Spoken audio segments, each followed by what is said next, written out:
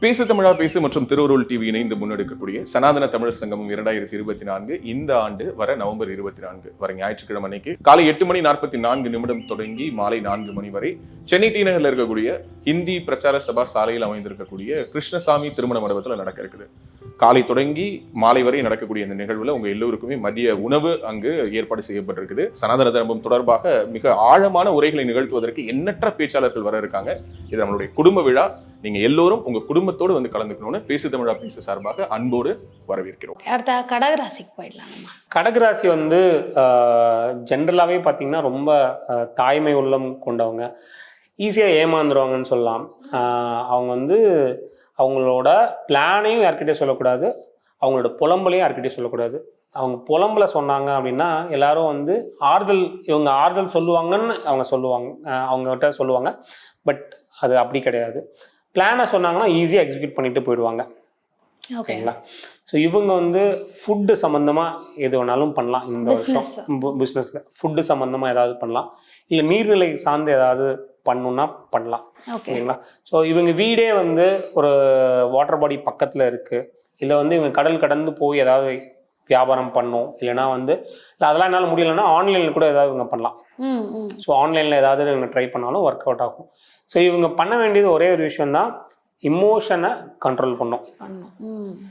இது போன வருஷமும் இதானே சொன்னீங்க அப்படின்னு நீங்கள் கேட்கலாம் நிறைய பேர்.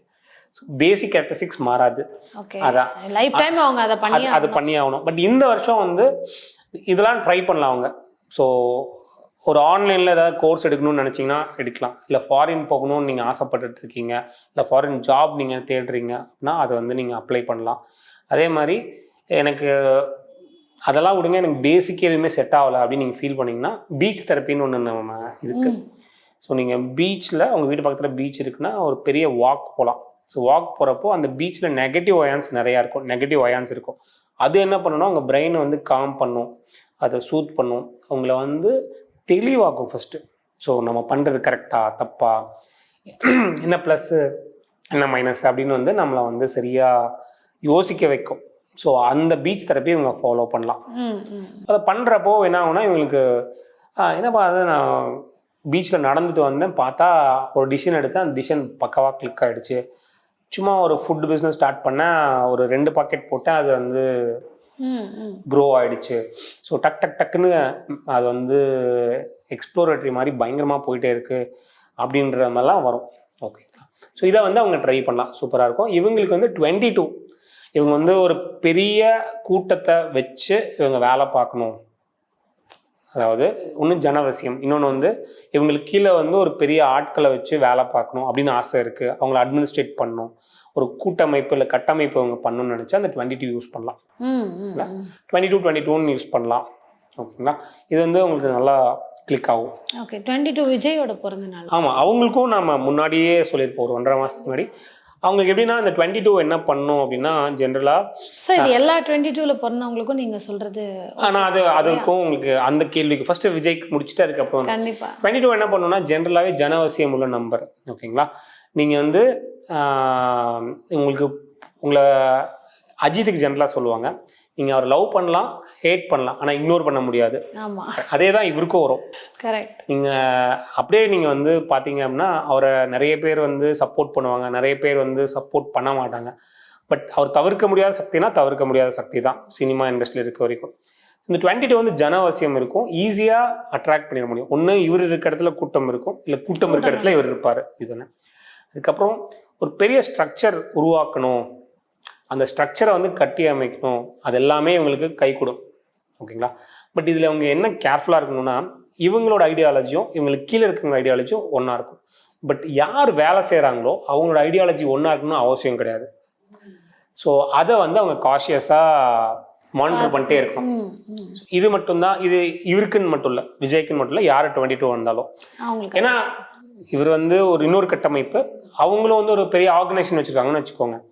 ஸோ அவங்க மேனேஜர்ஸ்லாம் இவங்க சொல்கிறத கேட்பாங்க, அது கீழே இருக்க லீட்ஸும் கேட்பாங்க. அந்த கீழே யார் வேலை செய்கிறாங்களோ அவங்க கேட்கணும் அவசியம் கிடையாது. அதை வந்து இவங்க மானிட்டர் பண்ணணும். நீங்கள் கேட்ட மாதிரி எல்லா 22க்கும் இதே மாதிரினா எந்த சூழ்நிலையில் வளர்கிறாங்க, என்ன மாதிரி க்ரூம் ஆகப்படுறாங்க, யார் கூடலாம் கான்டாக்ட் இருக்குது, அவங்க என்ன படிக்கிறாங்க, அவங்களோட சிந்தனை என்ன இருக்குது, அதை பொறுத்து இன்டென்சிட்டி மாறும். பட் பேசிக் குணம் இதே தான். இப்போது ரொம்ப சிம்பிளாக சொல்லணும்னா, நீங்களும் நானும் இங்கே இருக்கோம் சரிங்களா. இது வந்து யூனிவர்ஸ்னு வச்சுக்கோங்க, இல்லை இந்த பூமின்னு வச்சுக்கோங்க. அவங்களுக்கும் நீங்களும் 22, நானும் 22. இங்கே வந்து ஃபுல்லாக கோல்டு காயின் இருக்குது. ஓகே, இதில் நீங்கள் எவ்வளோ எடுப்பீங்க, நான் எவ்வளோ எடுப்பேன். உங்களுக்கு பிடிக்காமே கூட இருக்கலாம், ஏன்னா நீங்கள் வளர்க்கப்பட்ட விதம் வந்து அப்படி இருக்கலாம். கோல்டு வந்து உங்களுக்கு ஒன்றுமே இல்லை. உங்களுக்கு வந்து ஹாப்பினஸ்ஸு, ஹெல்த்தியாக இருக்கிறது, உங்களோட ஏன்னா உங்களை எப்படி க்ரூம் பண்ணியிருக்காங்க அப்படிங்கிறது. பட் உங்களுக்கு 22க்குண்டான கேரக்டரிஸ்டிக்ஸ் உங்களுக்கு இருக்கும், எனக்கு இருக்கும். 22 என்ன பண்ணோன்னா, நீங்களும் வந்து ஜனவசியம் இருக்கும், உங்களை பார்த்து உங்களுக்கும் கூட்டம் வரும், எனக்கும் கூட்டம் வரும். நீங்களும் யாரானாலும் அட்ராக்ட் பண்ணிடுவேன், நானும் அட்ராக்ட் பண்ணிடுவேன். பட் இந்த கோல்டுன்னு வர்றப்போ அது உங்களை எப்படி க்ரூம் பண்ணியிருக்காங்களோ அதுக்கேற்ற மாதிரி நீங்கள் நடப்பீங்க. கேரக்டர் மாறும். நானும் வந்து அதுக்கேற்ற மாதிரி மேபி நான் நிறைய எடுக்கலாம், ஏன்னா எனக்கு அதுதான் பிரதானம். அப்படி வந்து என்னை வளர்த்திருக்கலாம். கரெக்டாக நான் படித்த புக்ஸ் அப்படி இருந்திருக்கலாம், என்னோட ஃப்ரெண்ட்ஸ் அப்படி இருந்திருக்கலாம், என்னோட சமுதாயம் அப்படி இருந்திருக்கலாம், இதெல்லாமே. ஸோ அதை பொறுத்து தான் வந்து மாறும். பட் பேசிக் கேரக்டரிஸ்டிக்ஸ் 2 பேருக்கும் ஒன்றா இருக்கும். ஓகே, ஸோ இவங்களுக்கான நம்பர், இந்த நம்பரை இந்த இயர் ஃபுல்லாக எழுதுறதுனால, மேனிஃபெஸ்ட் பண்ணுறதுனால அவங்களுக்கு நல்லா இருக்கும். நான் சொன்னேங்க 22 முன்னாடியே சொல்லிட்டேன். ஓகே, ஸோ அதே தான் அவங்க திரும்ப எழுதிக்கலாம், திரும்ப 26 யூஸ் பண்ணிக்கலாம். 26. ஓகே, இவங்க தவிர்க்க வேண்டிய நாட்கள் அப்படின்னா என்னென்ன நம்பர்ஸ் வர நாட்களை இவங்க தவிர்த்து? இவங்களும் கிட்டத்தட்ட பார்த்தீங்கன்னா எல்லா நாளுமே யூஸ் பண்ணிக்கலாம். இவங்களுக்கு பெஸ்ட் டேட்ஸ்ன்னு பார்த்தீங்கன்னா 147. ஓகே, இந்த நாட்களை 147 வந்து இவங்களோட பெஸ்ட்டு. 7 வந்து த பெஸ்ட்டாக இருக்கும். ஓகே, அதில் வந்து 16 வந்து சூப்பர் நம்பரு. ஸோ 7-ஐ விட 16 பெட்டர். 7 வந்து எப்படின்னா சில சமயம் டிட்டாச்மெண்ட் கொடுத்துரும், ஆனால் 16 வந்து எல்லா நன்மைகளும் கொடுக்கும். பேசு தமிழா பேசுவினுடைய மக்கள் ஃபவுண்டேஷன் மூலமாக நம்ம ஒரு மிகப்பெரிய ஒரு பசு சரணாலயம் அமைப்பதற்கான முயற்சியில் ஈடுபட்டிருக்கோம். இந்த சரணாலயத்தை அடுத்த 5 ஆண்டுகளுக்குள்ளார நம்ம முழுமையாக கட்டமைச்சு நம்முடைய பாரத பிரதமர் மோடி அவர்களுடைய கரங்களால் அதை திறக்க வேண்டும்ங்கிறது தான் என்னுடைய ஆசை.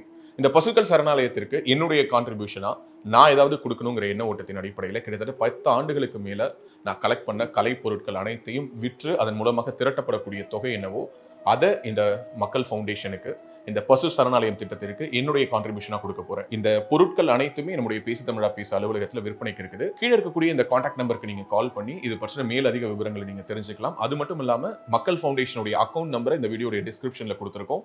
நீங்க நேரடியா அந்த அக்கௌண்ட் நம்பர் மூலமாகவும் உங்களுடைய கான்ட்ரிபியூஷன்ஸை கொடுக்கலாம். பேசு தமிழா பேசு ஒரு சேனல் கிடையாது, அது ஒரு இயக்கம்னு நான் உறுதியா நம்புறேன். உங்களுடைய குரலை தான் நாங்க ஒவ்வொரு வீடியோலையும் பேசுறோம், உங்களுடைய மனசாட்சியை தான் நாங்க பிரதிபலிக்கிறோங்கிற ஒரு எண்ணம் எங்களுக்கு இருக்குது.